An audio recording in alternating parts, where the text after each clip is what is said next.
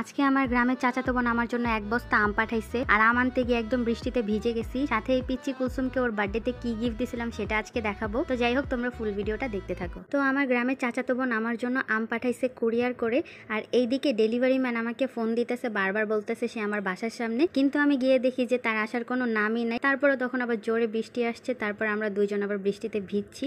আর এইটা হইতেছে আমাদের এলাকার খেলার মাঠ, এখানে সব বাচ্চারাই খেলে। আর আজকে একটু মাঠটা খালি ছিল তাই আমরা মাঠে গেছিলাম।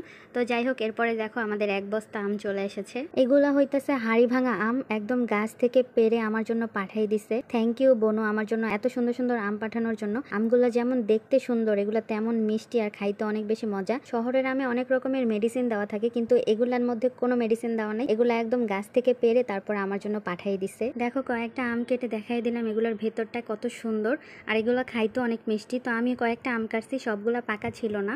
তো এগুলা পাকা কাঁচা দুইটাই খাইতে অনেক বেশি মিষ্টি। তো এর জন্য হচ্ছে আমি আর কুলসুম হচ্ছে কয়েকটা আম কেটে আমরা খেয়ে নেই। তারপর আমরা আম খেয়ে আমরা চলে যাই বাইরের গিফট কেনার জন্য। আর এই ভিডিওটা কিন্তু আরো কিছুদিন আগের। তো তারপরে ভাবতেছিলাম যে ওকে কি গিফট দেওয়া যায়। এরপরে চলে যায় একটা চুরির দোকানে, আর চুড়িগুলো আমার অনেক বেশি ভালো লাগতেছিল। পরে ও বলতেছিল যে আপু চুড়ি নিব।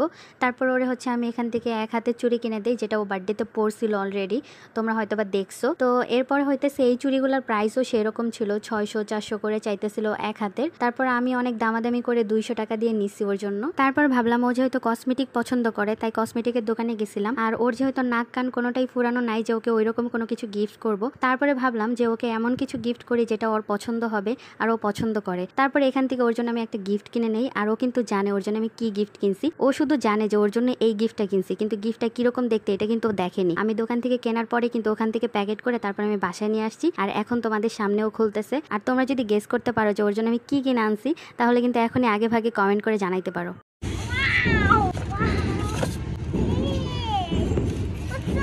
আমি ওর রিয়াকশন দেখা জাস্ট অবাক, যে আমি কিন্তু ওরে বলিও নাই যে এটা কিরকম দেখতে। ও জাস্ট উপর থেকে দেখেই কিন্তু একদম ওয়াও ওয়াসাম বলা শুরু করে দিছে। আর ওর যখন খুব বেশি কোনো কিছু ভাল লাগে ওই রকমই বলে একা একা। আর আমার জিনিসটা দেখে খুব ভাল লাগতেছে। তো ওর জন্য হচ্ছে আমি একটা বড় দেখে মেকআপ বক্স কিনি। আর অনেকে বলতে পারো যে ছোট মানুষ মেকআপ বক্স কেন কিনে দিছো। আমি খুশি হয়ে গেছি এখন। ওয়াও সেই আমার কাছে খুব ভালো লাগতেছে এই পোস্টটা। আসলে ও তো সবসময় সাজবে না, মাঝে মাঝে যদি একটু দেয় তাহলে শখ করে এটা দিবে। আর আমি ওর একটা বড় সড়ো দেখে দিলাম, যাতে ও হচ্ছে ওর বার্থডেতে ও হচ্ছে দেখে অনেক খুশি হয়, ওর ভালো লাগে।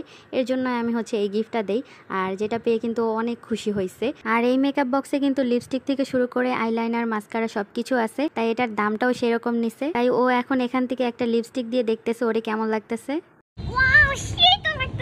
পরে আমাকে বলতেছে আপু এটা একটু লাগাই। পরে আমি বললাম না এখন কোনো দরকার নাই, তুই বাসায় গিয়ে তারপরে দিস, নইলে আবার কিছু মানুষ এসে বলবে যে আমি তোরে ভূত সাজাই দিছি। তারপর দেখেন আয়নার সামনে ও লিপস্টিক লাগাই কিরকম ঢং করতেছে।